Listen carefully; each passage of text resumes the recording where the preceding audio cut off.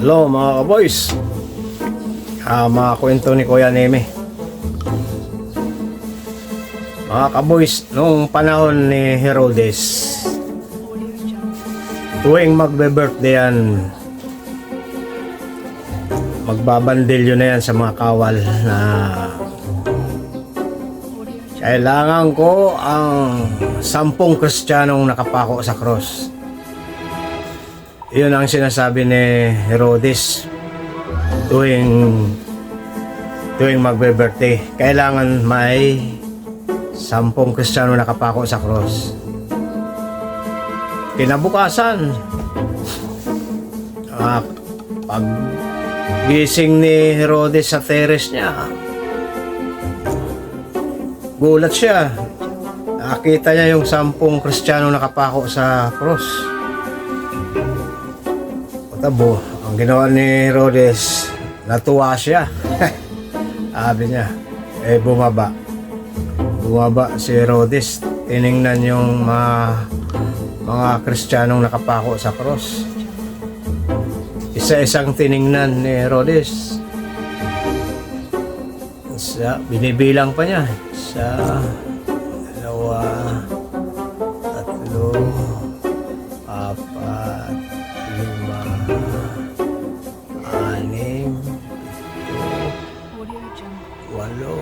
6, 7, 8, 10. Tuwang-tuwa si Herodes, 10 ang Kristiyano. Kaya lang, yung pang 10 nakapako sa cross, buhay pa.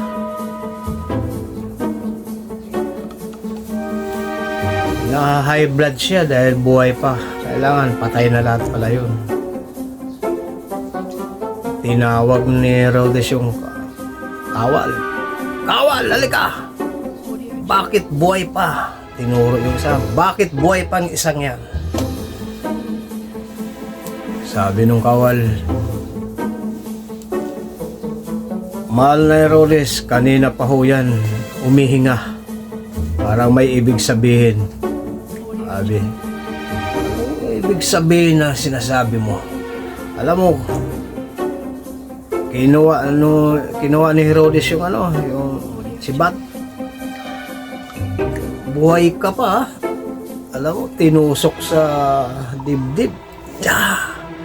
Ganon kalupit si Herodes. Tinusok nung buhay pa yung isang Kristiyano.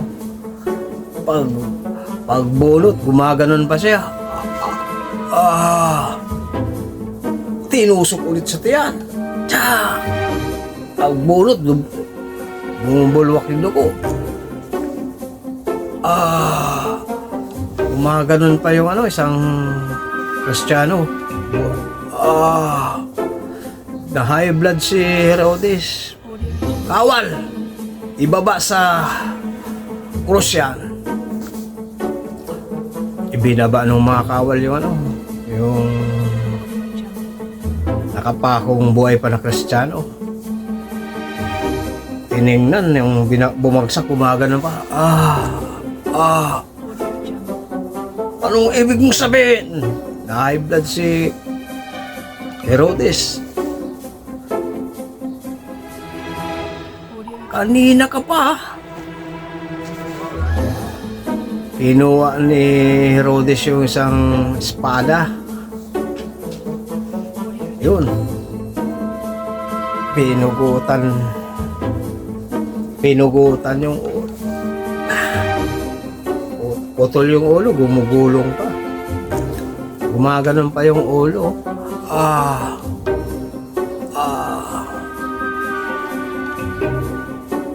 Tibay mo Kinuha yung ulo ni Herodes. Putol na ang ulo mo. Anong ibig mong sabihin? Gumaganon yung ulo.